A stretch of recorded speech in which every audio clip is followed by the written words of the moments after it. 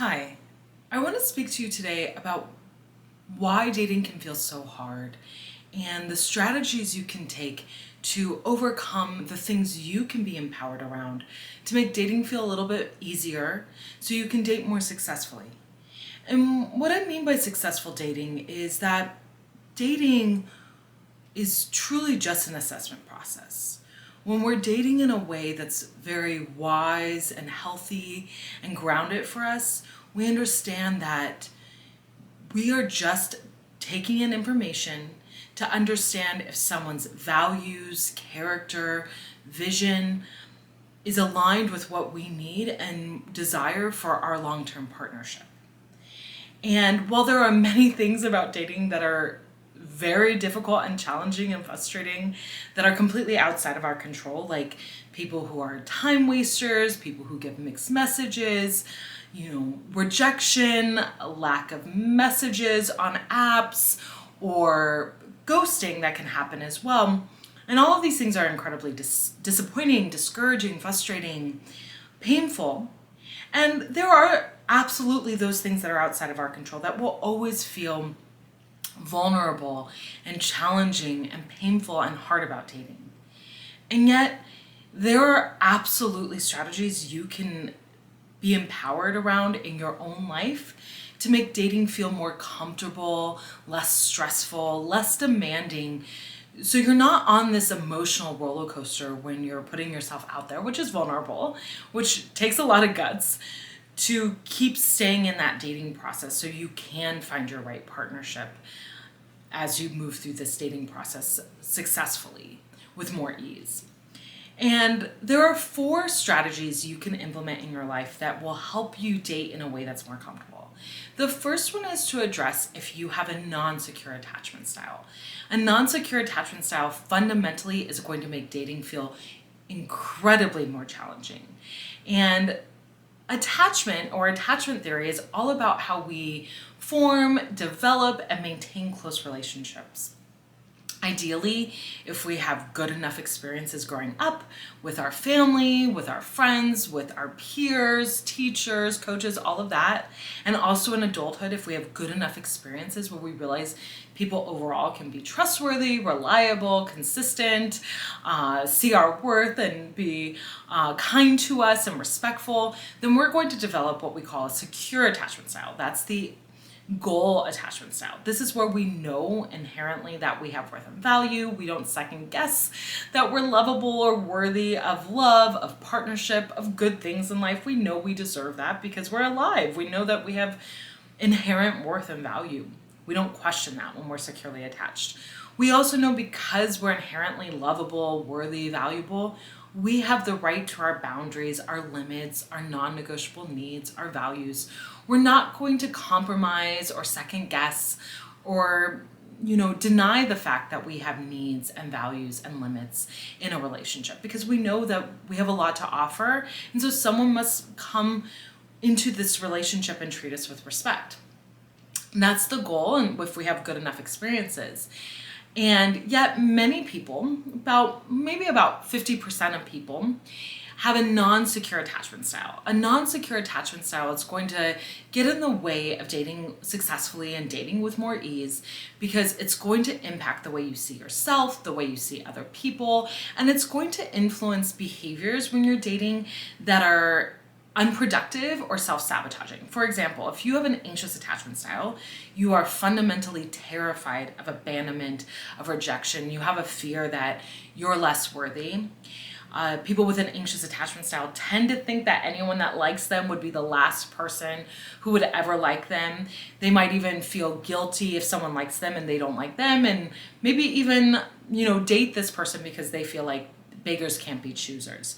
Obviously, that's going to get in the way of them finding their right partnership because if they're investing in relationships that are not healthy or right or attractive to them, obviously they're delaying finding their right person. And then on the other side of things is an avoidant attachment style. Avoidant people naturally still want to be close to other human beings. That is a fundamental human need. It's primal, it's basic, but they're really afraid of being hurt in relationships. They struggle to feel safe connecting with other people, so they put up a lot of walls. These are the people who are more emotionally unavailable. Maybe they're workaholics. They throw themselves into work or other relationships or hobbies, and they're put up walls around being vulnerable and intimate. It's not easy to know what they're thinking or what they're feeling in a relationship. And their primary fear is of vulnerability, and so of intimacy, of closeness. And so while they also don't want to be rejected, they kind of distance themselves from that fear, and they put up walls. And people who are avoidant tend to grow up more in homes that are not very warm, kind of lack that closeness, that intimacy. Perhaps they had to perform for their family. Maybe they had to be the family clown or the star athlete or the straight A student. And they learned that their worth is through performing for other people. So they don't really know how to intimately, authentically engage. And neither style, anxious or avoidant, and you can have a combination also where perhaps you desperately feel like you want a relationship and you hate being single and you're terrified of being alone, that anxious side. But as soon as someone likes you or you find yourself in a relationship, you feel smothered, maybe even grossed out if they, seem to really like you. I had that combination style, which is fearful avoidant, disorganized, anxious avoidant. People call it different things, but it's just that combination of both, which is about 4% of the population from, the book Attached, they say. And these are people who very clearly self-sabotage. And for me, I used to joke that while I chased emotionally unavailable men and I felt highly anxious in those relationships, I also didn't like the guys who liked me, and I got in my own way. And I always said that, that Groucho Marx quote, that I didn't want to be a member of any club that would have me as one. The men who liked me just didn't make sense to me. And that's really aligned to the beliefs that I carried about myself. Social verification theory says that even if it's painful, we would prefer to spend time with people who see us the same way that we see ourselves. And so that ties into the second thing that we can work on. And that's our traumatic beliefs. And any non-secure attachment style is going to come from wounding experiences with other people. Of course, this can be abuse, abandonment, neglect, those big traumas that are pretty clear to us. But it can also come from the experience of, as I said before, performing, of feeling like you didn't have room to be authentic, to have emotions. There wasn't I love yous growing up. Maybe the neglect happened because you had a sibling who had medical needs, and so your parents were, focused on taking care of them. And it's not like they were bad parents, it's just you didn't get enough of that warmth and closeness you needed. And so a non-secure attachment style always comes from wounding experiences, and they are not your fault. And so these beliefs around how you see yourself, how you see other people, how you see life, can come up from our wounds, but they're not our fault, but they do interfere with the way that we attach to other people, the way we are willing to get close, what we think we're worth. And so primarily these traumatic beliefs manifest in beliefs about ourselves. For example, I'm less worthy, I'm unlovable, I'm broken. That's going to look more like the anxious person. Then the avoidant people are going to often feel like I'm not safe connecting to other people. People aren't trustworthy. Relationships are not worth their time. They're going to kind of more look at their view of how others aren't safe, rather than kind of fixate on their lack of worthiness typically. But again, you can have a combination. And of course, if you think that there's no trustworthy people out there, you're going to date in a way that's very guarded. You're not going to be as willing to kind of take things to the next level. It's going to be incredibly painful for you if you think that all the good ones are taken, for example. But on the other side of things, if you think that you're less worthy, you're unlovable, there's something not good enough about you, it's going to be harder for you to set boundaries when people mistreat you.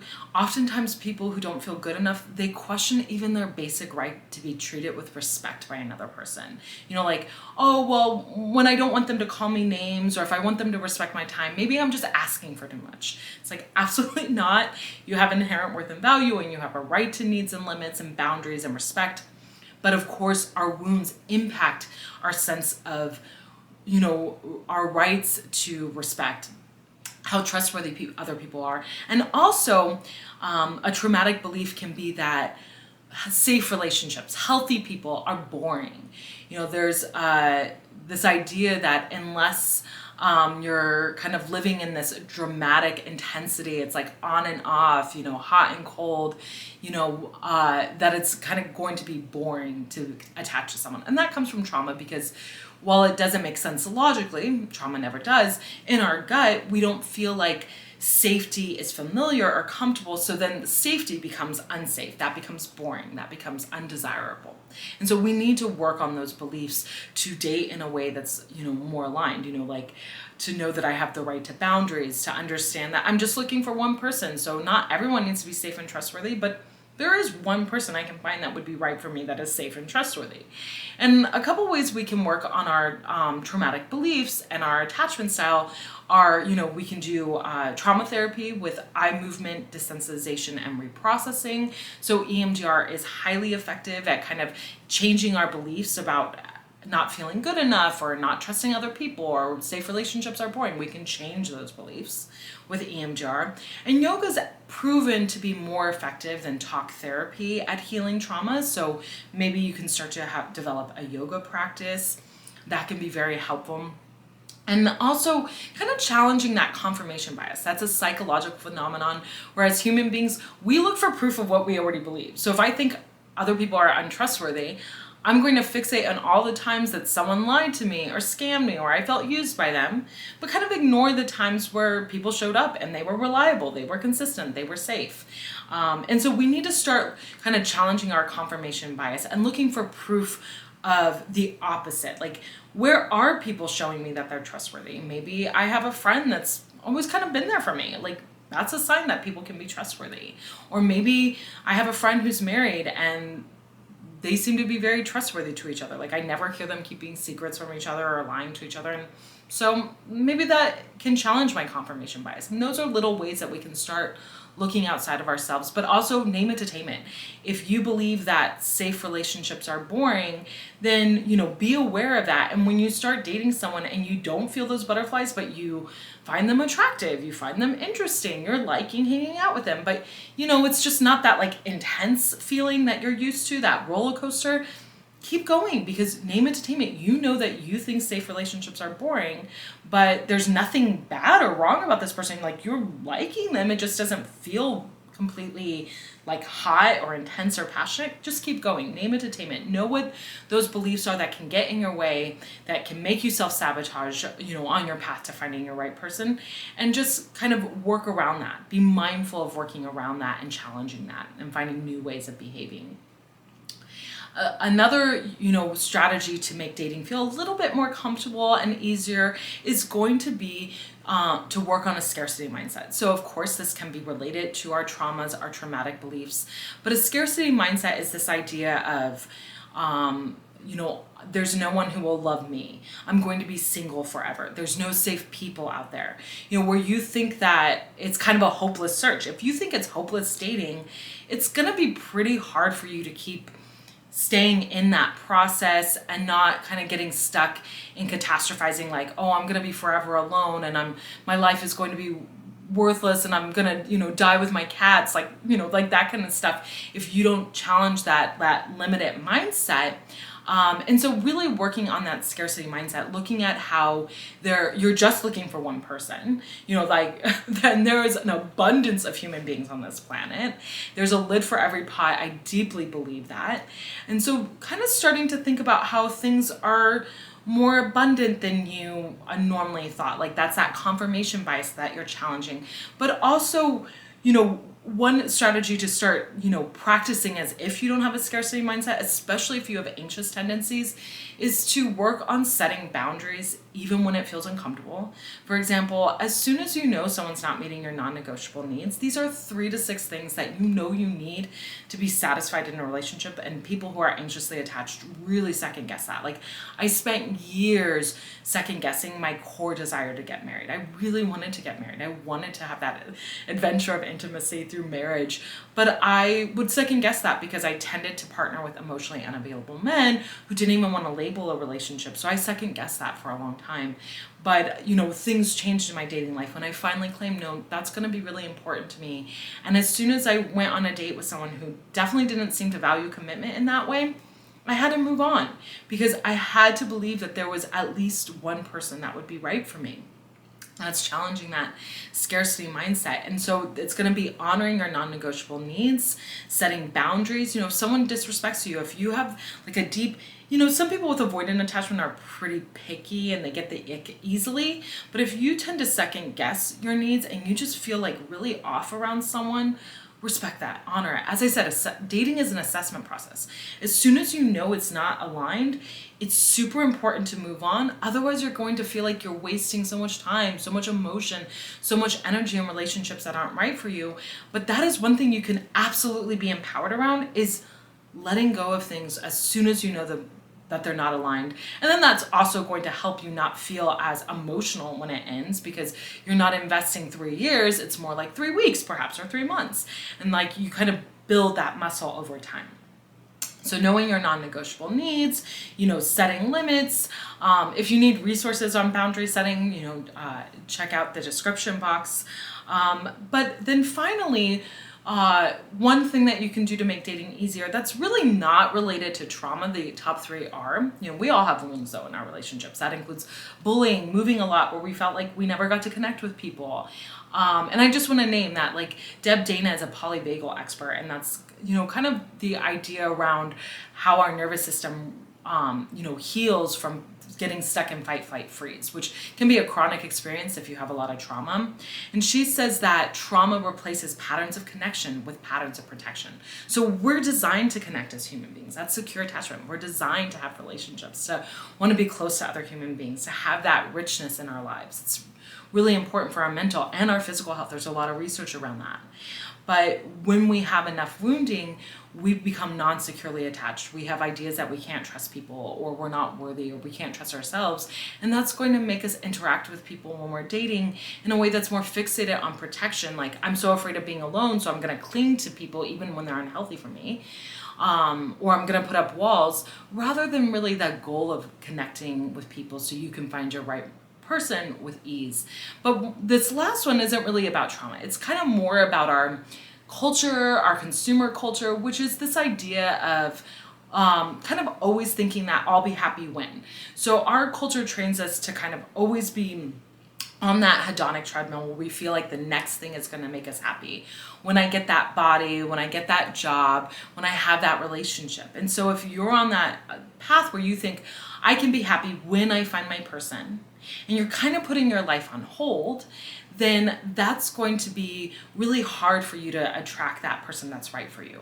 Because one thing I've found to be true with all the years of therapy I've done with people and researching on healthy relationships and writing books on it and all of these things is that like attracts like. As human beings, we are magnets. And so we attract people at the same level of mental, physical, emotional health as us typically. That's why it's so classically documented that anxiously attached people or codependent people are, perfect magnets for narcissists or avoidantly attached people. It's because we attract people at that same level of health as us.